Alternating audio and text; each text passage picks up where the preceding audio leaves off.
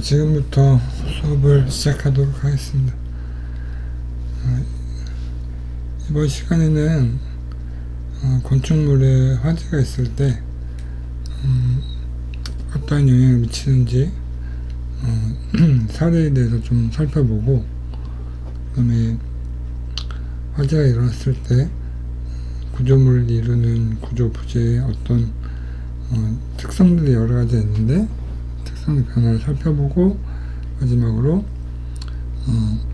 화재가 일어난 후에 안전진단을 통해서 어떤 방식으로 안전진단이 이루어지는지 보도록 하겠습니다. 여기서 말하는 건축물은 콘크리트 구조물을 기준으로 하겠습니다. 콘크리트는 일반적으로 내화 구조라고 알려져 있어서 피해가 없다고, 피해가 최소화된다고 할 수 있지만 고온의 열에 장기간 노출되면 콘크리트 구조물에도 변화가 생기니까 그런 부분 보도록 할게요.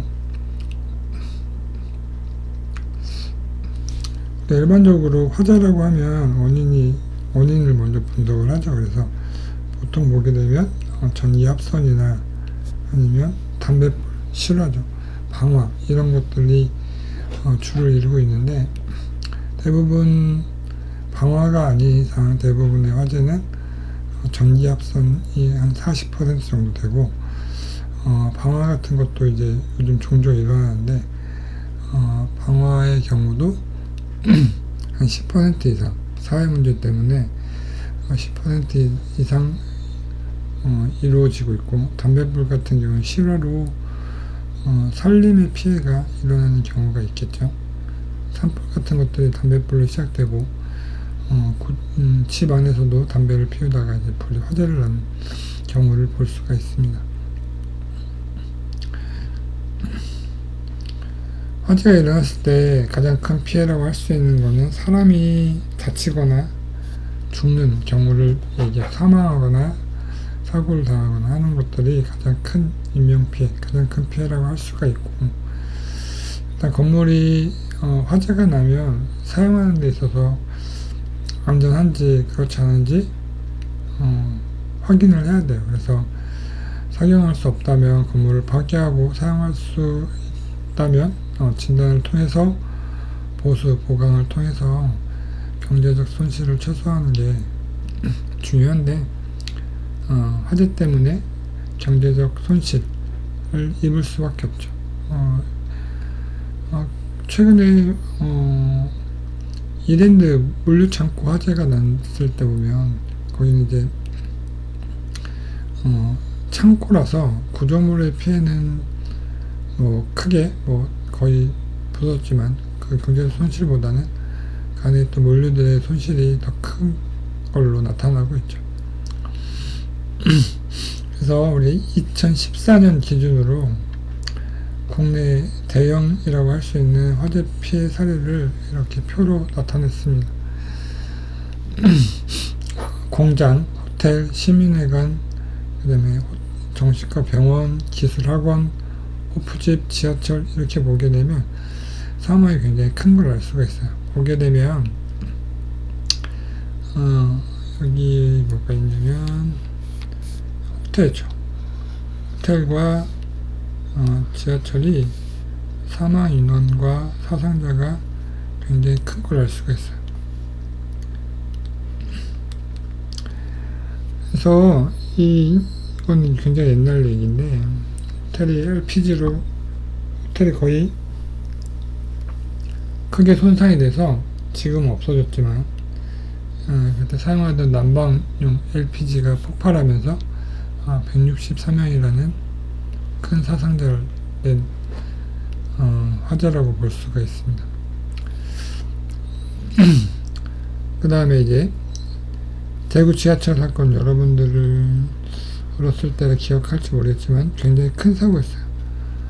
어떤 사람이 지하철에 불을 지름으로 인해서 192명이라는 사상자가 나타나는데, 화재 때문에 사상자가 나는 경우는 이 연기 때문에 연기에 질식해서 사망하는 경우가 많이 있습니다.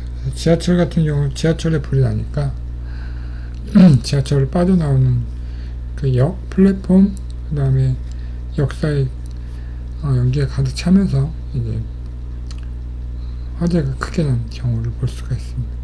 그래서 이때 이후로 지하철은 지하철에 화재가 나면 피해가 클 수밖에 없어요. 갇힌 공간이고 연기가 쉽게 빨리 차오르기 때문에 불연재료로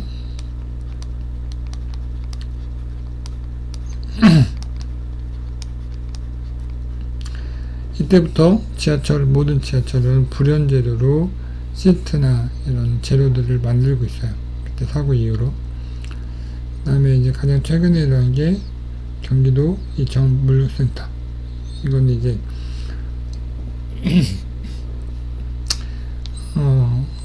가연성이 있는 물질이 기화되면서 기체가 가득 차 있는데 거기에 이제 전기 들어오거나 스파크가 일어나면서 폭발한 경우를 볼 수가 있어요. 물류센터이기 때문에 사망자가 물류센터 치고는 굉장히 많은 경우죠. 일하고 있을 때 화재가 난 거라고 보시면 될 것 같습니다. 그리고 가장 근래에는 표현 없지만 얼마 전에 일어난 이랜드 물류센터에서 화재가 나면서 거기는 이제 사망 사고보다는 그 재산적 피해가 굉장히 큰 경우라고 볼 수가 있습니다.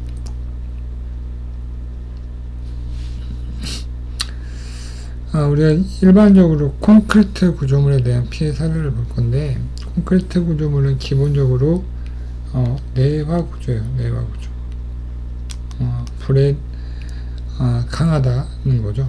녹거나 변형 없이 내화 구조라서 콘크리트 구조물에 대해서 볼 건데, 이게 내화 구조라고 하더라도 뭐 보통 400에서 큰 화재는 600도씨 이상이 넘어가기도 하고 400도씨 정도 되는데, 이런 것들이, 이런 화재가 계속 이런 온도의 열이 계속적으로 지속되면 콘크리트도 성능에 저하를 갖게 됩니다.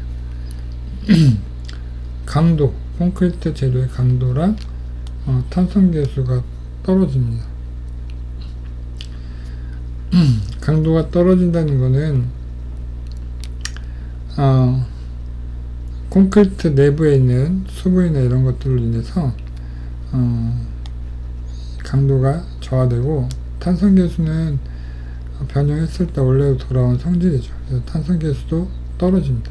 그래서 변형이 발생해도 원래 상태로 돌아오지 않아요. 콘크리트뿐만 아니라 콘크리트의 온도가 뜨거워지면 그 안에 있는 철근도 열을 받을 수밖에 없어요. 콘크리트 아무리 내화 재료라 하더라도 계속되는 열에 의해서 뜨거워지고, 그게 철근에 영향을 미칠 수 있기 때문에 철근 또한 강도가 떨어질 수가 있다. 그 다음에 열 응력이라고 해서 열이 발생하면 물체는 팽창하고 줄어들고 하는 응력이 발생을 해요. 그렇게 되면 구조 재료에 파괴가 일어난다거나, 우리가 일반적으로 구조 설계를 할 때는 열 응력은 생각을 하지 않아요. 그냥 구조적 하중과 이런 거에 대해서 이 부재를 설계를 하기 때문에, 우리가 계산에 포함된 응력 이외에 열 응력이 존재를 하게 되면 응력 자체가 커지기 때문에 부재가 파괴되거나 아니면 변형하거나 이런 것들이 발생을 하게 되죠.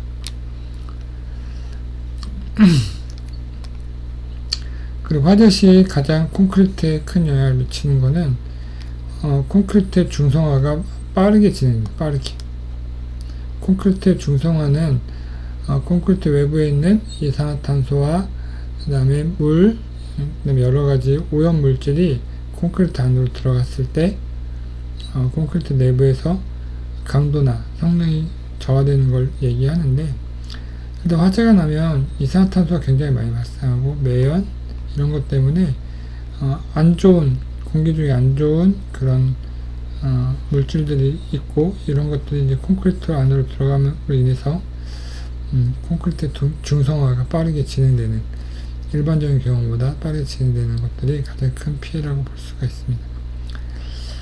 그리고 뭐 잠깐 화재에 노출됐다가 뭐 사라지면 상관없지만, 높은 온도로 콘크리트가 노출이 되면 콘크리트 구조물의 여러 가지 재료 특성들 있죠. 특성들이 다 변하게 돼요.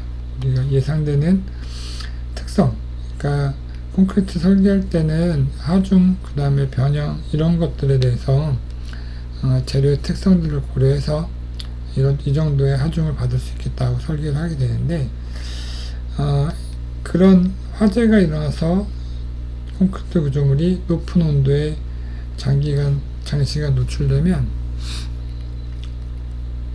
우리가 설계할 때 예상했던 특성들이 사라지거나 떨어지게 됩니다. 그렇게 되면 결국에는 변형이 발생하죠. 예기치 않은 변형. 이런 것들이 콘크리트 구조물의 피해 사례라고 볼 수가 있습니다. 하면 양상별 사례를 볼게요. 보게 되면 사진이 흑백이라서 잘 보이지 않을 수 있는데 변색이 일어납니다. 변색이 일어나는 경우는 이제 끄름 있잖아요. 화재가 일어나는 끄름 있잖아요. 끄름 때문에 변색이 일어나요.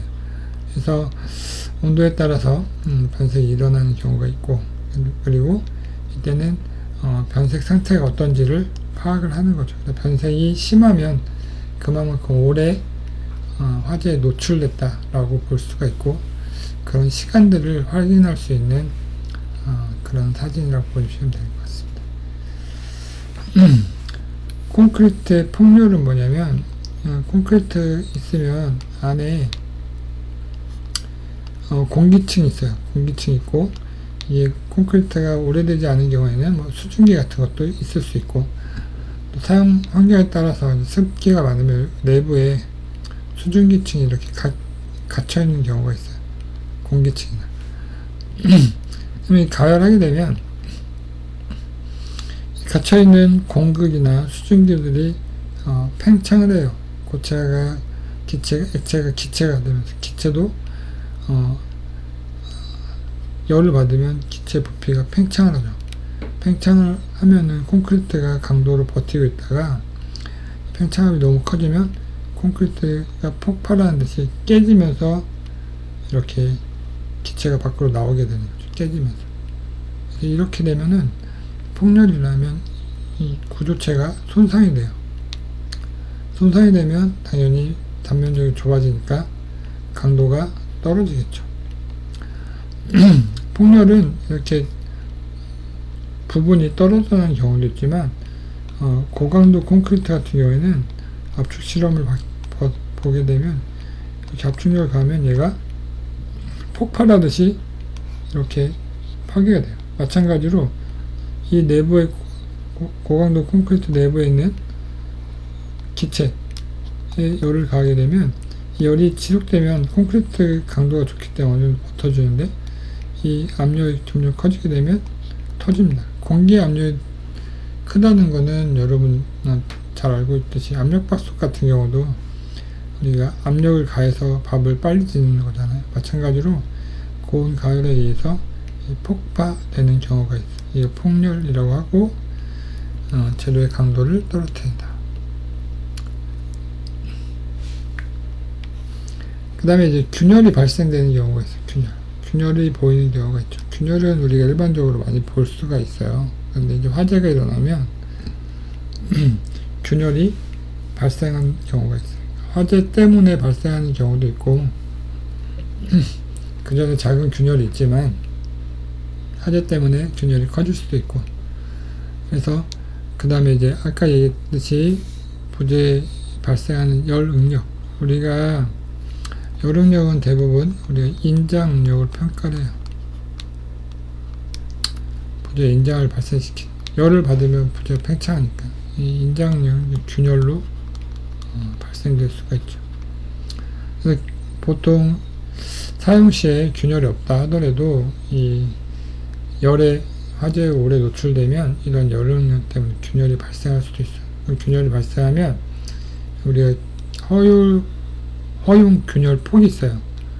이걸 기준을 통해서 허용 균열 폭 안에 있으면 우리가 간단한 보수를 통해서 보강을 할 수가 있고, 허용 폭보다 넘게 되면 이제 보수와 동시에 보강이 필요한 경우도 있어요. 균열에 대한 보수 보강은 우리 앞서서 여러 가지 방법이 있다고 얘기를 했어요. 그거밖에 보강을 합니다. 피복 탈락에 대한 철근 노출, 이렇게 콘크리트 부재가 있으면 철근이 있고, 이 철근 바깥에 있는 이 부분을, 콘크리트 부분을 우리가 피복이라고 해요. 여기에 열이 가해지면 철근이 팽창하면서 비교적 얇은 부분, 그러니까 피복은 콘크리트와 철근이 제일 가까운 부분이에요. 그래서 콘크리트가 뜨거워지고, 그 다음에 철근이 팽창하면서 이 피복이 얇으면 탈락한 이유, 피복이 탈락하면 철근이 드러나죠. 철근이 드러난 상태에서 열을 가하게 되면 철근이 녹기 전에도 강도가 굉장히 작아집니다. 떨어져요. 이때는 철근의 재료 강도를 파악해야 된다. 그러니까 이제 철근이 내부 철근이 연화된다고 하잖아요. 그러니까 이제 철근은 이제 강도가 있는데 열을 가하면 이게 약간 녹기 전에 약간 물렁물렁해지는 경우를 연화라고 하는데, 그렇게 되면 철근의 능력이 떨어진다 라고 볼 수가 있어서, 철근 콘크리트는 철근과 콘크리트의 내력으로 버티는 건데, 철근이 무너지니까 그만큼 콘크리트 구조물의 변화가 있을 수밖에 없다 라고 볼 수가 있고, 이런 것들이 계속 지속되면, 이런 피해 사례들이 지속되면 건물 구조물의 변형 및 파괴에 큰 영향을 미칠 수가 있습니다. 그 다음에 결손, 박리, 들뜸, 얘는 앞에 철근처럼 철근이 드러나진 않지만 이 콘크리트의 박리가 일어나면서, 콘크리트는 보통 표면 사용할 때 구조물은 표면에 이렇게 마감을 처리를 해서 콘크리트 이제 외부로 차단을 해주는 경우가 있는데, 이런 것들이 떨어지고 그 다음에 박리되고 이렇게 하면 콘크리트 표면 자체가 드러나면서 안 좋은 영향이 발생을 하죠. 이 마감 안 좋은 영향이 발생을 합니다. 그래서 이런 콘크리트 박리에 따라서 콘크리트가 설계치보다 작아지고, 그 다음에 이런 것들로 인해서 연결된 부재들이 변형되고 변형이 커지고 할 수가 있어요. 그래서 이런 박리들이 구조체에 응력적으로 어떻게 영향을 미치는지, 그러한 영향 때문에 변형이 커지지 않는지를 파악할 필요가 있습니다.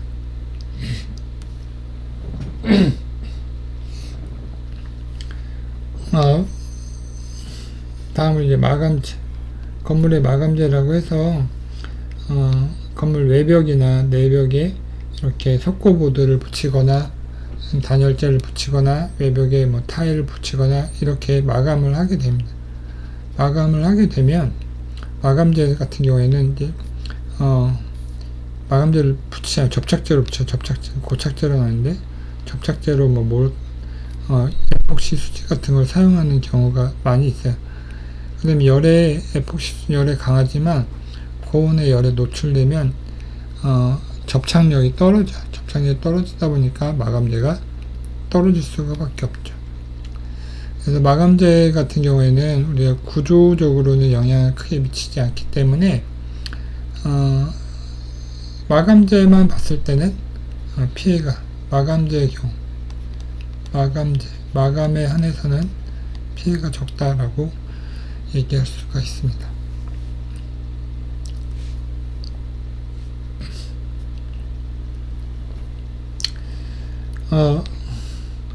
화재 이제 피해 판단, 어느 정도 피해가 있던지 판단하는 항목들을 보면 이게 표면적 피해가 있어요. 표면적 피해. 이거는 우리가 육안으로 관찰되는 피해라고 볼 수가 있습니다. 구조적 피해는 이제 이런 거는 구조 안전에 관련된 문제예요. 그래서 자세한 진단 장비를 통해서 육안으로도 볼 수 있지만 진단 장비를 통해서 이 보의 변형량, 기둥의 좌굴, 또 주굴의 노출 정도 이런 것들을 보고 피해를 판단하는 거죠. 표면적 피해가 있는데 표면적 피해는 그대로 건물의 외관이나 사용성에 관한 피해라고 볼 수 있다면 구조적 피해는 이게 구조 안전에 대한 문제가 관련된 피해라고 볼 수가 있어요. 그래서 이런 것들이 중요한 화재의 판단 항목이라고 볼 수 있고, 우리 얘를 직접 피해와 2차 피해로 나눌 수가 있어요. 직접 피해는 온도 때문에 온도가 계속 상승해요. 화재가 온도가 상승하고 화재에 대한 노출 시간이 늘어나면서 발생하는 피해들, 이 표면적 피해가 될 수도 있고 구조적 피해가 될 수도 있어요. 그럼 2차 피해는 뭐냐면 이제 화재가 나고 불이 꺼져요.